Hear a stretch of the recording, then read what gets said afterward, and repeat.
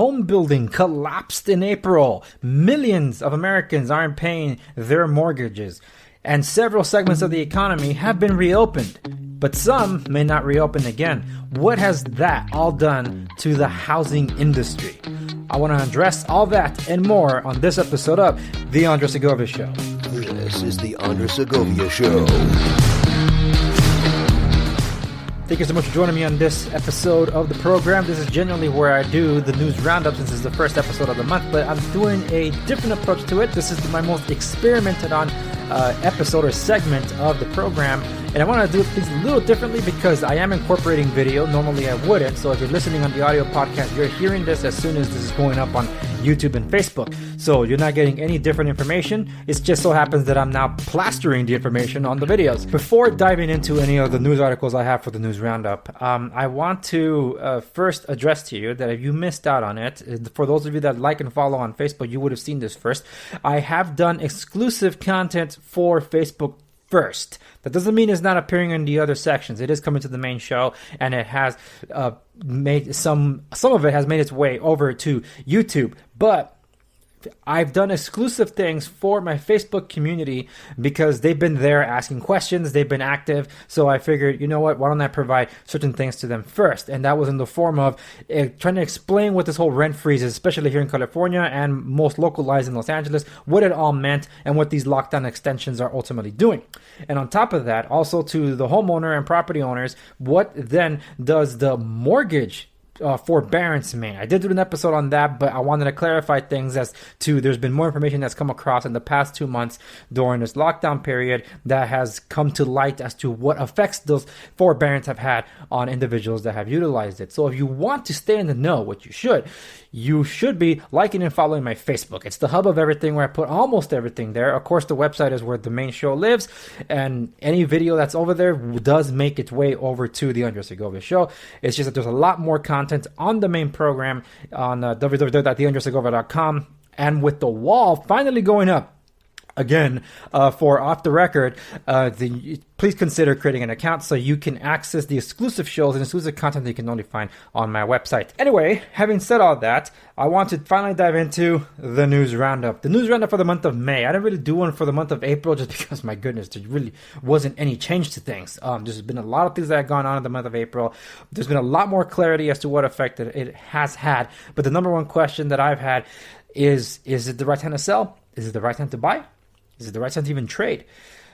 I want to address that, and I will be touching on some of the subjects about this in the new segment the segment that I rebranded called Setting the Record Straight. So stay tuned for that. It's coming at the end of the news roundup. But first off and foremost, I wanted to start with, checked out my book, but I wanted to start with this one from Yahoo News. So we're diving into the news already.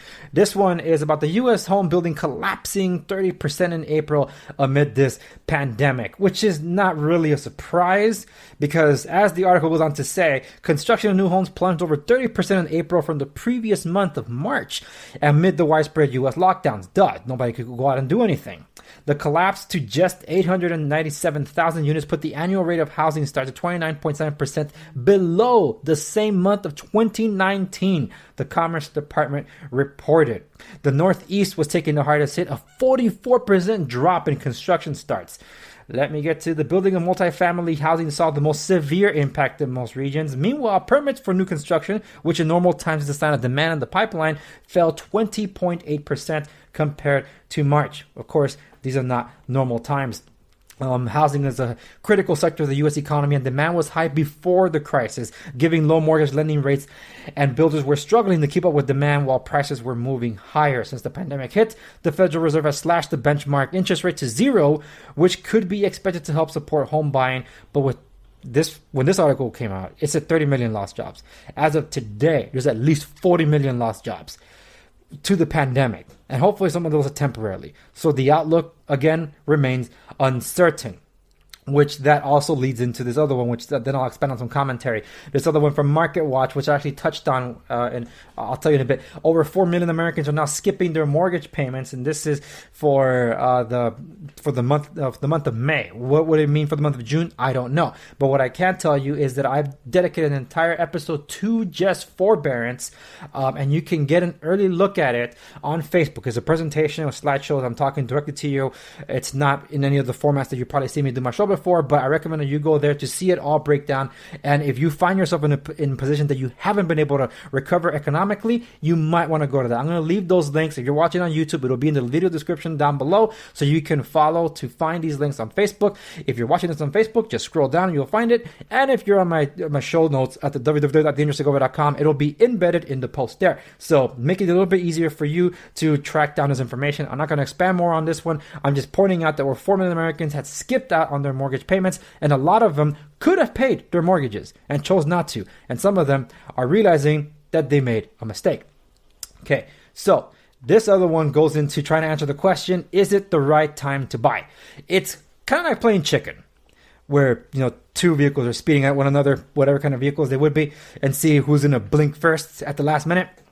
That's basically what this is, because loaded with cash, real estate buyers wait for sellers to crack. This is from Bloomberg.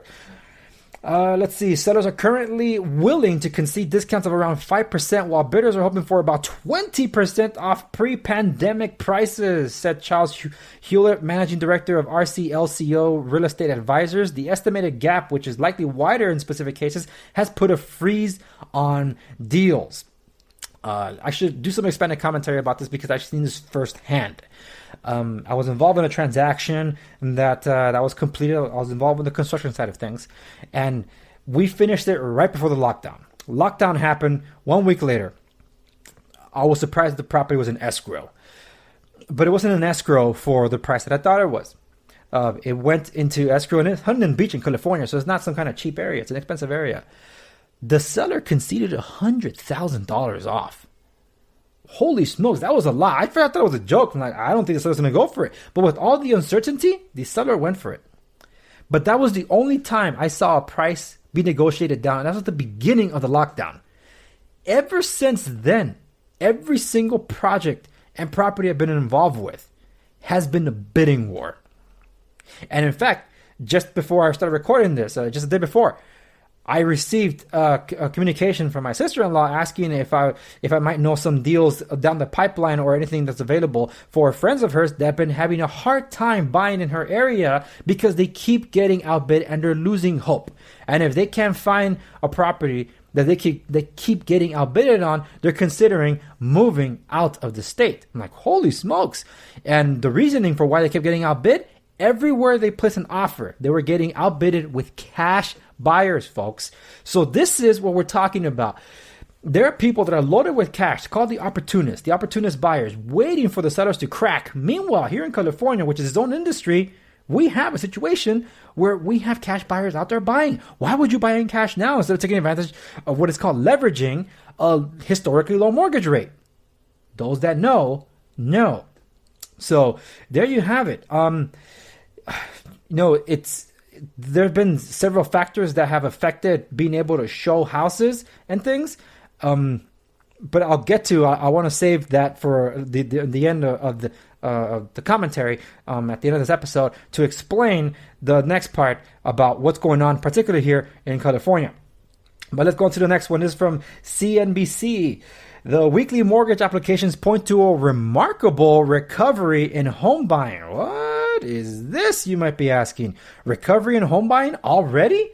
Yeah, you're reading it right. Purchase volume was just 1.5% lower than a year ago.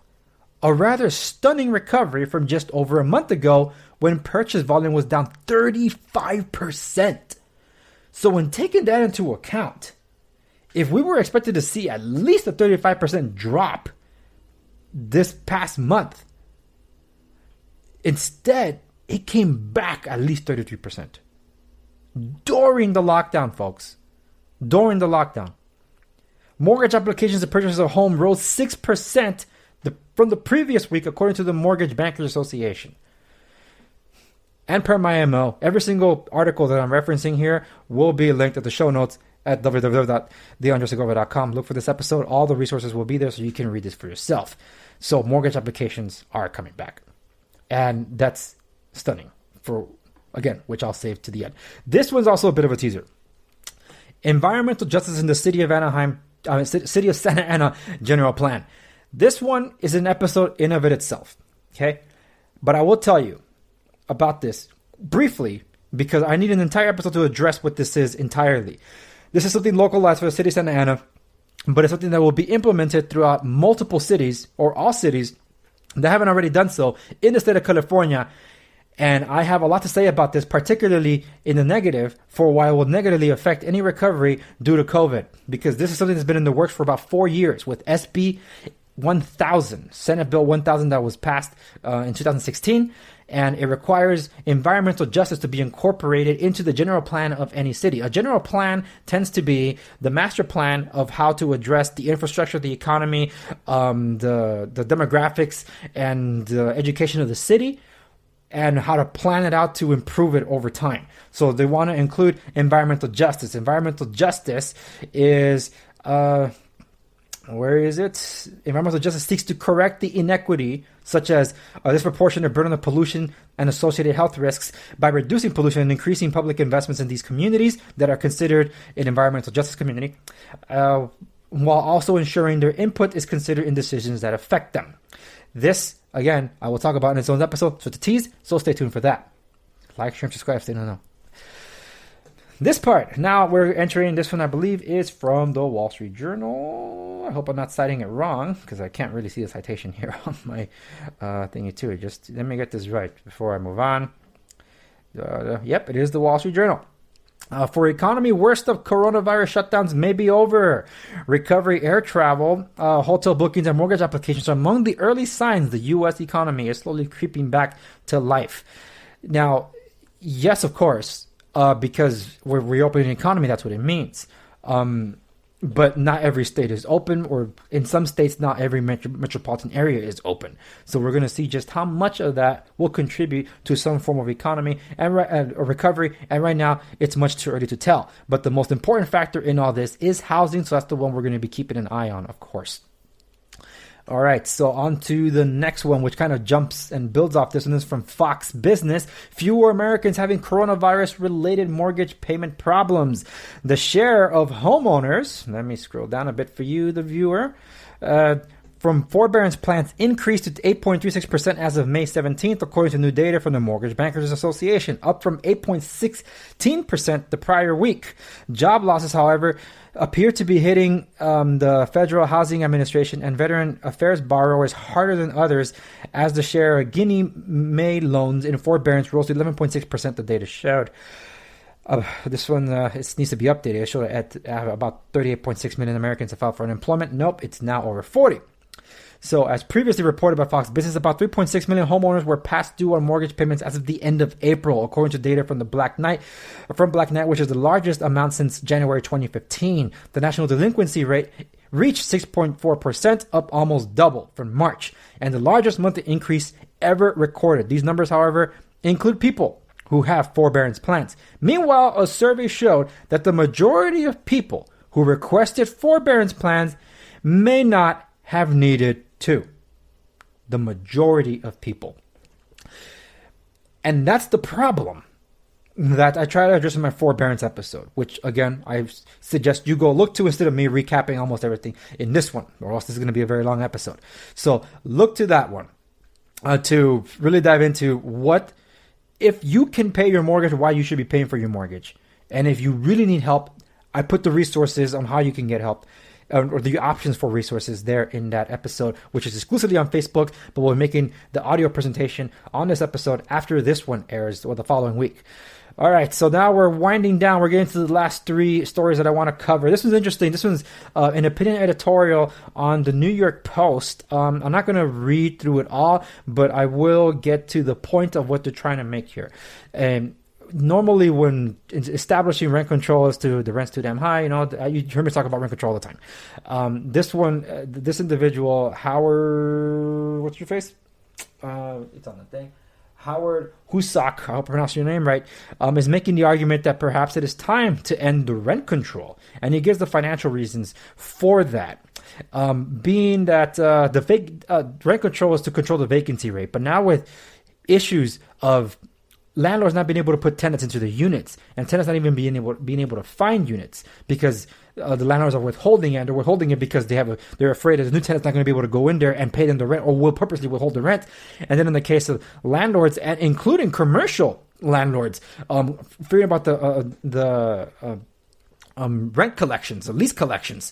One of the best ways to incentivize people to rent is to reduce the restrictions or remove the restrictions or regulations altogether that hinder people from being able to rent out. An example would be a rent control for a tenant property in a rent control city requires fees, and they'd be paid to the city just for the mere fact that it's being rented out. So if there's all these other fees that really nobody wants to pay and needs to pay in this kind of economic downturn due to the coronavirus, it is most prudent for the city to withhold what they're charging so they can incentivize those that have the resources to make available for housing to be able to do it.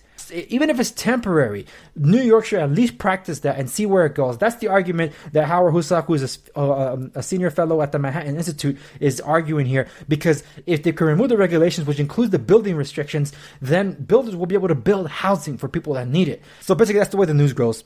These two articles that I'm going to be addressing are basically in tandem because they address the state of the housing market. So the topic for setting the record straight is the state of the housing market. I'm going to be using two articles to address this. One of them is from the Wall Street Journal. While home prices are rising during the pandemic. What? Yes, you heard right. Rising during the pandemic. And the other one I can't show you because this is for Business Insider Prime users. This is, it's called the state of the housing market in mid-May in the midst of the pandemic. Just to give you some of the bullet points from this article from Business Insider, 3 months into the coronavirus pandemic, lockdowns are easing and people are starting to look at housing they could buy. But there's a problem. A new report by Realtor.com analyzed data for the week ending of May 16 and found that days on the market, new listing inventories, and total inventories were all down on a year-over-year basis. But medium listing prices were still on a slightly upward trend. The buyer interest shows early signs of improvement. Amid a historic pandemic and unemployment crisis, cheap houses just aren't available right now. Which leads me to this. The reason this is important, and I want to take California out of the equation, okay? Taking California out of the equation and looking at this grand scheme of things about what's happened in the rest of the country. The almost permanent lockdowns that it seems that New York is going through. I'm not going to argue about the lockdowns, okay? I'm just going to talk about what's gone on. Those that were able to flee left to Florida. Most people that leave New York for some reason end up going to Florida anyway. There's no income tax there, and it seems to be senior retirement housing down there. But the situation is this. Because the same thing happened here in California. People are waiting for the lockdowns to be lifted because they're getting ready to move out of the state. The properties that have been moving like crazy, and there's been bidding wars for them, as the ones that I've been involved with and mentioned, are vacant. They're scooping them up like hotcakes. They don't last long on the market. I've been shocked. Like, seriously shocked. But what doesn't surprise me is that those that invested in stock took the money out of their stocks to go invest in real estate. I addressed and rebuffed an article from Forbes of some guy whose job it is just to scare the hell out of you. Literally, that's his job. He was talking about the collapse of the housing industry and that here it comes. It's primed to happen. And he was been saying this for 18 months or more, whatever. He said, yep, here it comes. It's time. Housing 2.0. And I mentioned debunking him. It will be 3.0, not 2.0. But what he was referring to isn't coming to pass. The opposite is happening. Because I have said, the only thing that will steer us through this crisis and save our economy is the housing market. And yes, it's taking a hit. And we all knew it was going to take a hit. It's taking a hit from a way I never saw possible. People not being able to pay their mortgages. Because the government told not to go to work. Losing your job is one thing. Not being able to go to work is a whole other thing. And then the government encouraging you to get a forbearance without really looking into it? Holy smokes, man. Yeah, there's been a lot that's gone into that. But anyway, I don't want to get into the whole ranting of things. I just want to simply tell you that housing is getting us out of this. And the activity on the market has been really weird. Because sellers aren't really pushing their prices down. Because now the question is, what do days on market even mean anymore? If you have 1 month, 2 months, 3 months that you cannot show your house legally because the government won't let you show your house, that real estate wasn't considered an essential service, and it is. If you can't show your house, what do those 90 days mean? Nothing.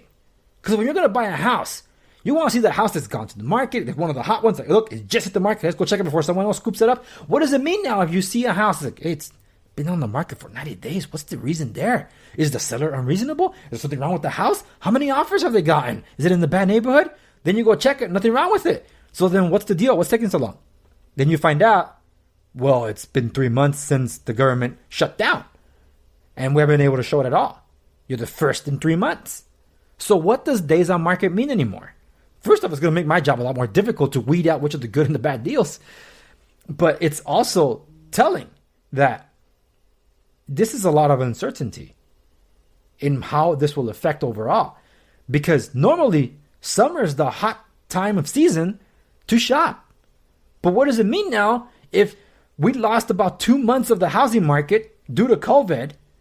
Will they be tacked on later? Because people that are going back to work now may not have the finances to buy yet because they have to recoup their savings because they spent it during the lockdown because they didn't get any unemployment assistance. They didn't get any stimulus checks. So what then? Are they going to recover and then try to go buy? And what then when they're able to go buy and then they find out that their credit's been damaged because they took a forbearance to try to save on money and they didn't need to? And then I was like, oh, well, why do I have a hit on my credit? So there's a lot of things there. One of the things to make note about the housing market, what it was before, during, and now what it's looking like to be after. The housing market was off to a strong start at the beginning of this year before coming to a screeching halt. This is again from Business Insider. Despite a drop in inventory and buyer activity, house prices have remained sturdy. Yes, and early data shows buyer interest returning to the market, but bargains are hard to find. So that's got to be really telling.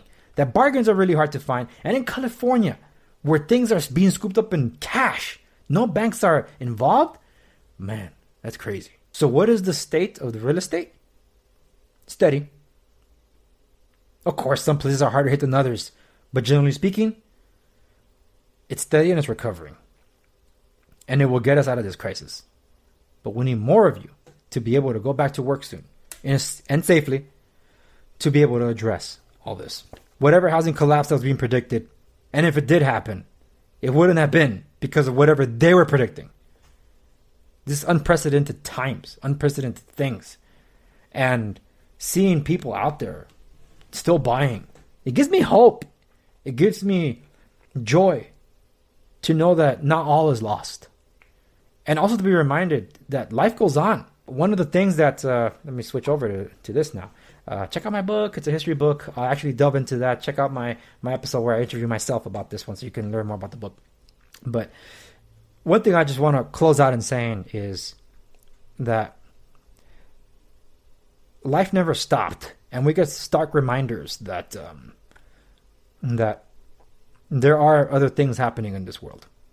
I know things got really shaken up recently. I haven't weighed in on it on my show, and this is not where I intend to do it. But it's also a reminder that that the aftermath of the pursuit of justice needs to be calm, cool, and measured. Because tearing society apart is the opposite of the goal to bring justice and peace. So whoever you are, wherever you are, however you're watching or listening, I want to thank you for tuning into my program, to listening to me cover headline news here.